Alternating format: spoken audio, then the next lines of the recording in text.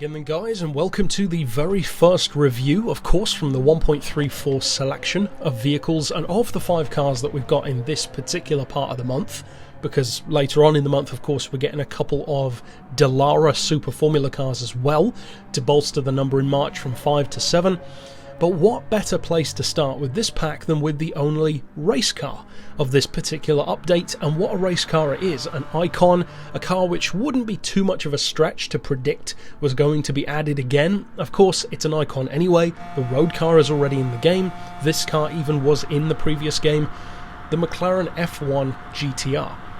Now, some people were speculating that this was perhaps the long-tail, either the road-going GT or the long-tail finer livery GTR, but it's not. It's the one which was, not too surprisingly, already a premium, the Ueno Clinic version, which won in 1995 at Le Mans in the 24-hour race.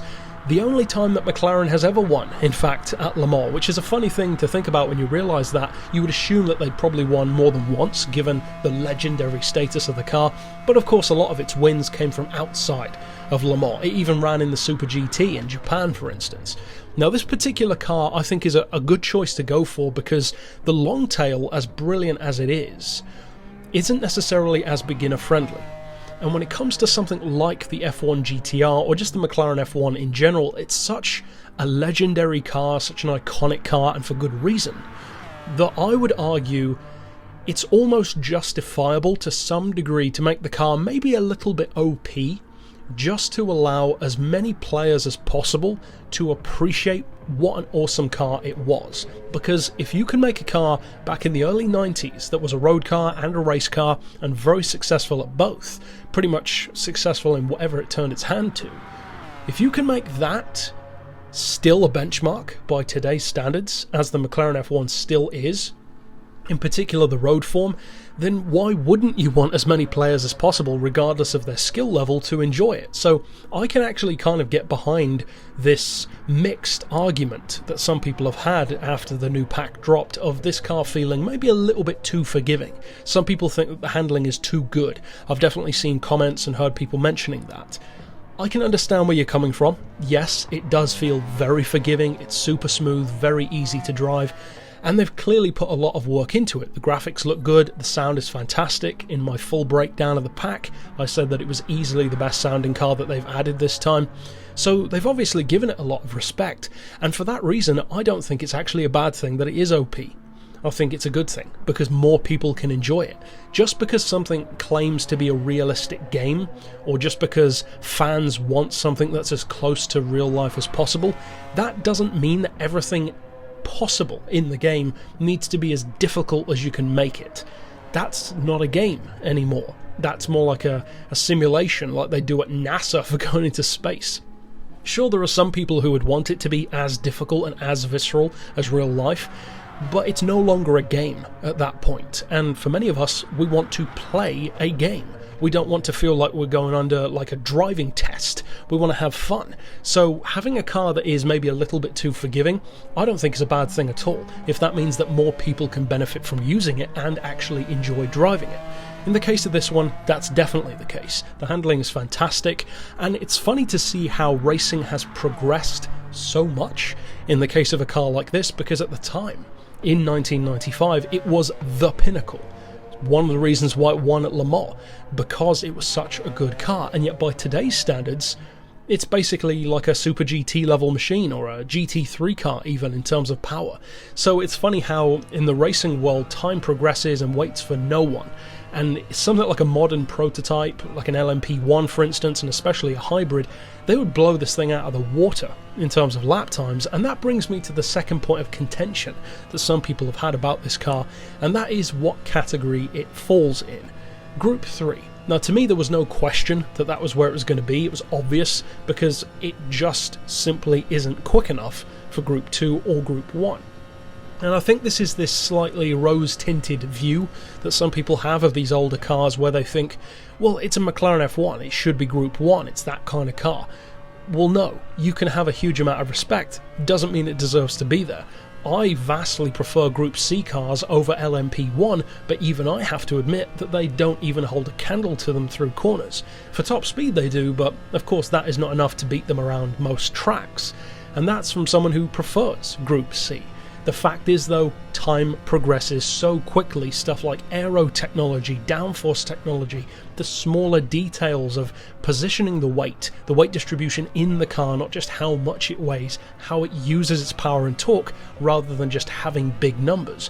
This thing, for instance, at the time had 600 horsepower, which sounds really good. In the 90s that was in the higher level of things. Most supercars had around 500 to 600 horsepower, so it was top tier. These days, a GT3 car has about 590 anyway, so time, as I said, does not wait for anyone, regardless of how legendary you are, so of course it should not be in a higher class. Group 3 is precisely where it should be. Now, as far as how it performs, you can see here at Le Mans, the top speed is not quite what you'd expect from something like a McLaren. It's known for having around 240 miles per hour top speed potential, but of course that's the road car. The road car does have more power, far less downforce more crucially, and longer gearing. So even when you tune this one, lower the downforce, stretch out the gears, you're still not going to get those kind of speeds. But it doesn't matter too much, because even Gordon Murray himself said that his favourite version of the McLaren F1 was the LM, which is the bright orange street version, which is essentially the road version of this car. It had a shorter ratio gearbox, more downforce, top speed dropped from about 240 to about 227, but the 0 to 60 dropped from about 3.2 to 2.9. So it had that more track-focused appeal, and this carries that straight over into the racing world, but takes the weight even lower, has even more downforce, slick tyres. It's a full-on race car. So you're turning what was already good about the road car up to 11 in the form of the race car, and when you consider that, sacrificing a bit of top speed doesn't matter too much. Now, I would not necessarily recommend this, kind of ironically, at Le Mans, because the top speed is not quite as strong. However, for any track which requires cornering, especially cornering with very, very high average speeds, such as the Nürburgring, for instance, where you maintain really, really high numbers throughout the whole circuit, this is a prime car for that kind of racing, because the McLaren has a fantastic flow through corners. And that is one reason why, as I said earlier on in the video, I'm actually glad that it was this one added and not the Longtail. Because although I do like the Longtail is heavier through corners. And that's not a bad thing. It's just a different kind of car. It's a different level of racing. It's lighter, it's longer, it has more high speed stability, whereas this is more nimble. The shorter wheelbase makes it feel fantastic through corners, and it's all the better for it. This is the kind of thing that you'd want to take around Laguna Seca, for instance, or Spa. If they bring those tracks to the game, it would be perfect, because you need that flow through the corners rather than just brute straight line power. And also, it's more than just having good handling. It's the manners of the car, the way the car interacts with the driver. Even the central driving position is perfect. It gives you full view of everything you need to see.